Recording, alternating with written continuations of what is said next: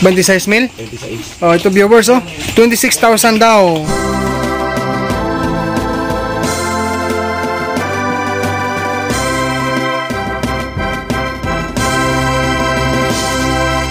Dry feeding ka lang hasta ma-dispose. Yan na, tapos na. Successful! Hi mga ka-farmers, magandang araw po sa ating lahat. For today's video guys, gusto ko pong ibahagi sa inyo yung akin pong pagbili ngayon guys ng similya sa barako na durok guys. Kasi nga po, ngayon po guys, ang schedule namin sa pag-EI sa isa kong dumalagang baboy or gelt po, yung meron pong yellow ear tag. So guys, as of now pala, nandito ako ngayon sa bayan po ng Bugasong, sako po sa Antique Province. Kasi po ang aming gagawin ngayon, magkikita po kami ngayon ng akin pong technician si Sir Jimmer Malones. Siya po ang aking kasama na siya din po ang mag-guide sa akin doon sa isang kababayan natin na hog resort din po, no? Siya po kasi ang ating pong pagbibilhan ng similya po ng barakong durok na baboy. A few moments later. Okay, so ngayon guys ay dadaan muna kami saglit po sa Pacifica Agri-Bed Supply dito po sa bayan ng Bugasong dahil advance po kami bibili muna ng catheter guys dahil baka masaraduhan kami pagbalik namin mamaya, no? Para may magamit tayo guys sa pag-iay sa baboy. A few moments later. So ngayon guys, nakabili na po ako ng 2 pirasong catheter na spiral po, ano? So yun po ang aming gagamitin, mamaya-maya po mag-iay kami ng technician. By the way guys, doon po kami pupunta sa lugar po ng Valderrama. Tama ba sir? Okay, Valderrama guys, no? Masakop sa Antique Province. Doon po kasi guys ang isang hog racer po na ating pong pagbibihan ng similya po sa barakong durok. Okay, ito pala guys, ay bago pa lang sa ating channel. Hindi ko pa ako nakapag-subscribe. Subscribe na po at hit the bell ring for more uploads.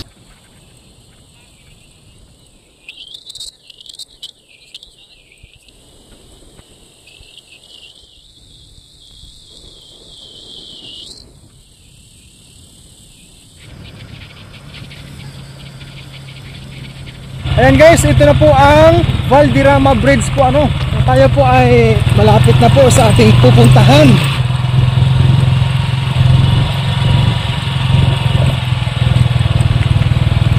Ayan, meron dito mga graba, mga bato.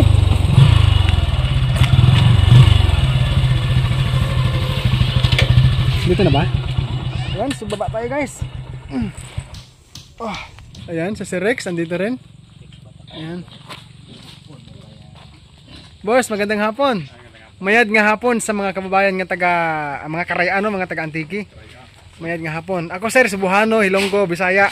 Round trip.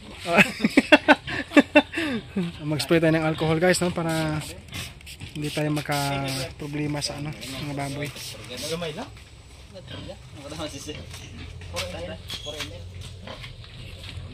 Pwede ka makasalot, sir? Okay.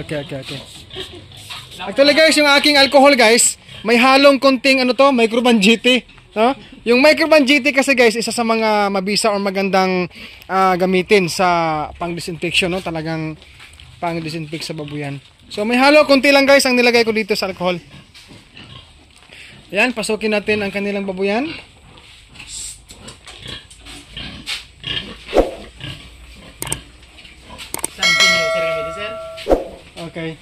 Okay, no problem. Then ang durok, lantaunta ang barako.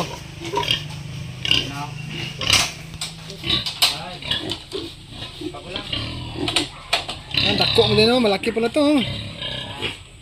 No, ito ay mga patining.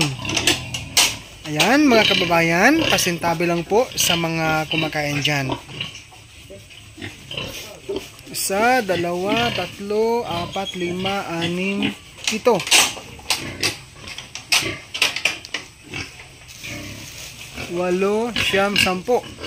10, 11, 12, 13. Maganda yung mga baboy na ito. Dako, magaling sarap.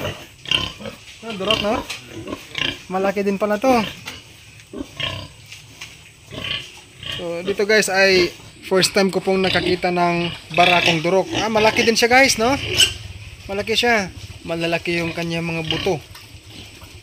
Ito, ano naman to? Barako rin to, sir? Hindi. Nayon, sir. Nayon. Nayon guys, sa Karaya dialect na yun is inahin. Yan, baboy inahin.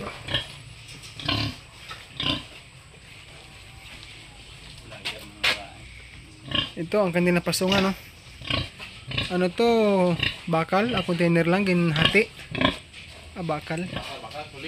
Bakal, no? Oh, parang gasol to, ah. Hinati lang yung tangke. Mga kababayan, no? Beginners, ha? Ito. Oh, naka-idea naman ako dito, ah. Yung kainan, guys, sa kanilang, baboy. Yan. Alam mo yung tangke ng gasol? Pinawilding, no? I mean, pinahati. Tapos, yan. Ginawa nilang pasungan. Malaki din pala to, ah. So, ito, guys, ang amin pong pagkukunan, no? Yung similya.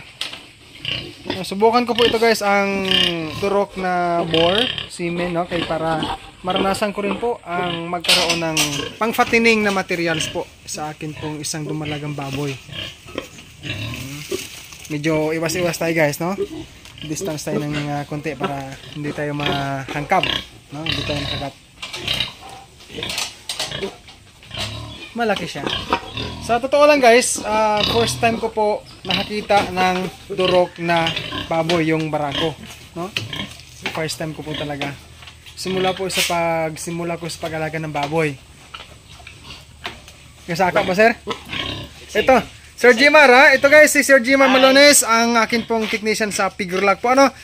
Siya po ang nag-guide sa akin dito, no? Siya po ang tumulong sa akin para magkaroon ako ng durok bore semen para sa pag-AI, no?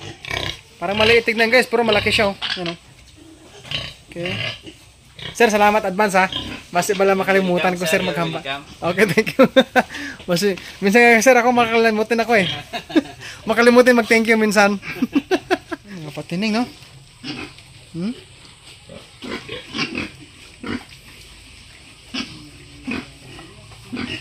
Ilang buwan na kaya itong mga to?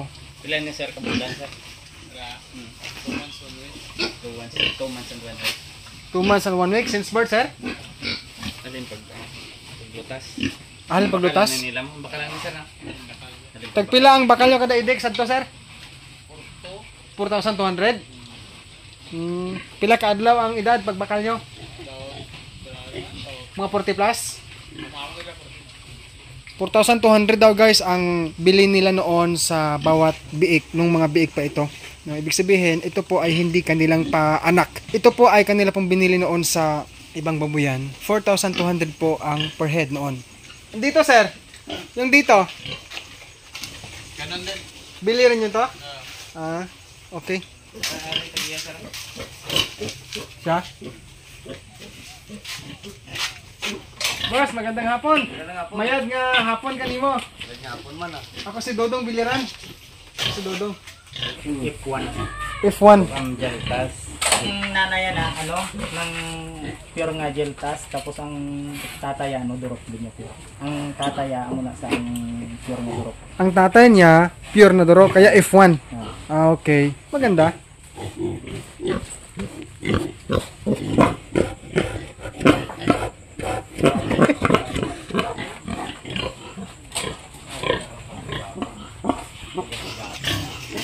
Dako mo, guys, oh. Lalayo-layo ako, guys, kasi baka biglang tumayo, may igo ako, eh. Patining ka? Nakita mo nga sa vlog ko? Salamat, sir, salamat. Mabuhay ka, sir.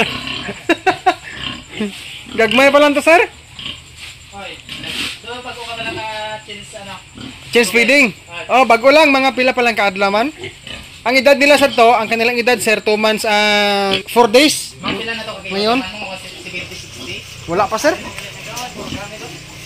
Huwag pa kalabot siguro to. Huwag ko naman yung kilo, eh. Hubin pa, eh. Mga bata pa to, mga baboy ko. Si Jimar, pakawanta ka si Milya. Ikaw, sir? Madilim kamera ko dito sa labas. Dogi! Sa wakas, first time ko, guys, maka-observe, no? Makakita ng nagkuha talaga ng similya sa barako. Dito sa babuyan na ito. Kasi first time ko rin pong pumunta dito. Pero linawin ko lang, mga viewers, ha? Kasi alam natin na kumakalat ang iisip ngayon sa ibang dako ng Pilipinas. Pero linawin ko lang, dito po ay wala pa pong kaso dito, no? At hindi naman po natin hinihingi yung sakit na yan. Pero talagang guys, pinayagan po kami na pumunta dito, no? Kaya nga po nagdadala ako ng pang spray para sa ating katawan. Bago tayo nagpunta dito. Ikaw magkuha, sir? Jamar? Siya lang. Ay. Kape. Pagkatapos na. Kumakape ka rin? Stick lang, stick. Kape stick lang.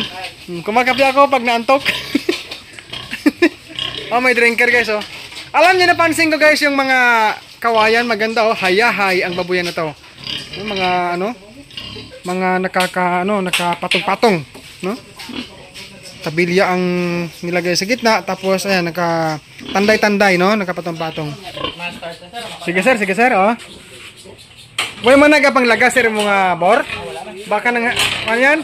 Gapang habol, abo. Ayan. Uy.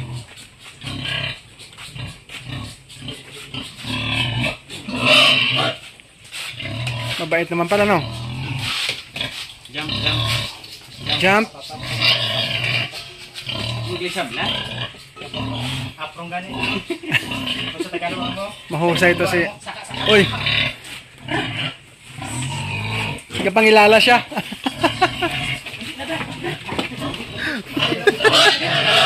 Pangilala niya doon eh. Ayun. Tanong ako sa'yo. Ano, sir? Di ba ang bula sa baba sa bor nakakatulong sa mga dumalaga nga mabilis maglandi? Yan, beginners ha.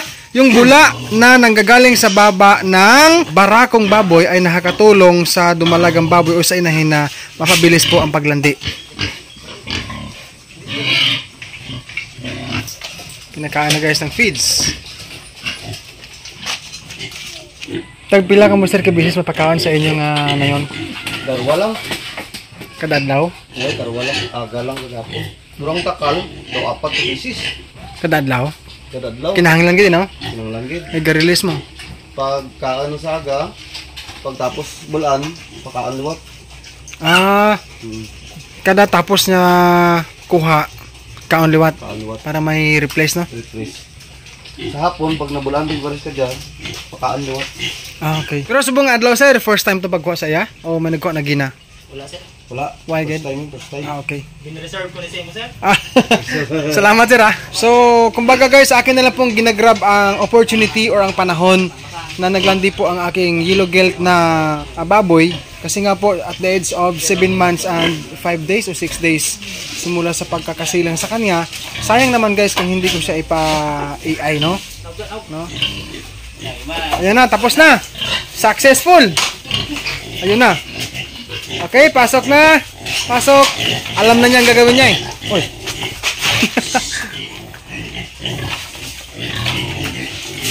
Kain ka agad, no? Yun, mabilis kumain, no?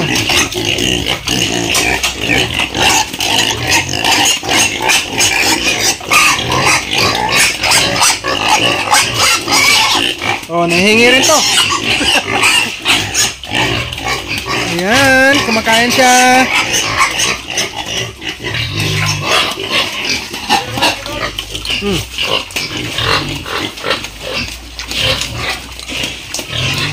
Dry feeding ka lang, sir? Dry lang, dry. May drinker naman, no? Yun guys, no? Marami silang baboy dito, ha?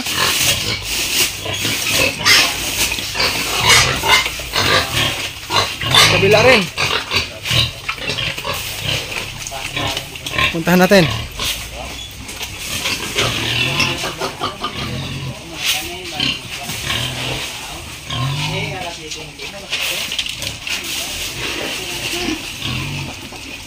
Dry feeding ka lang hasta ma-dispose. Dry feeding lang. Ito, 2 months, halin sa pagbakal. Yung sa pihak naman, sa kabila, 3 weeks. Halin pagbakal. Gutom siya, no? Gutom. Pagkatapos mag-release ang boar, pinapakain siya kaagad.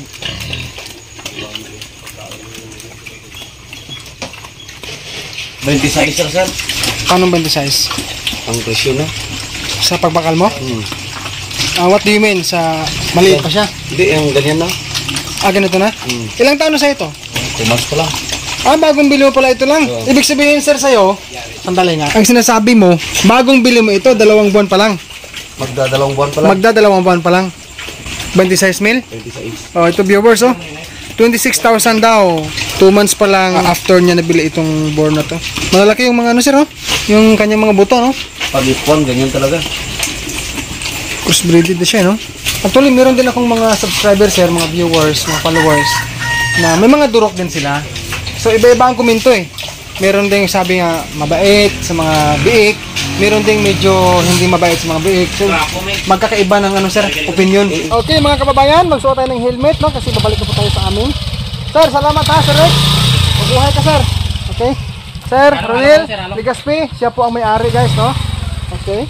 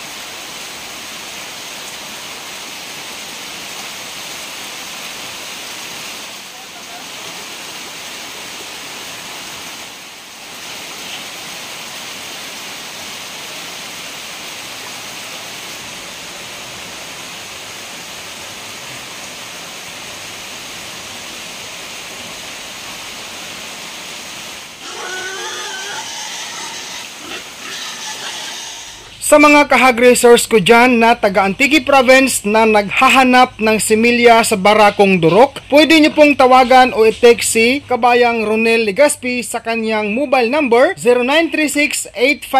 0936-852-5727. Ganon din po si Kabayang Bartolo Artificial Insemination Services sa kanyang mobile number na 0967-805-7371 o 0955-599-6714.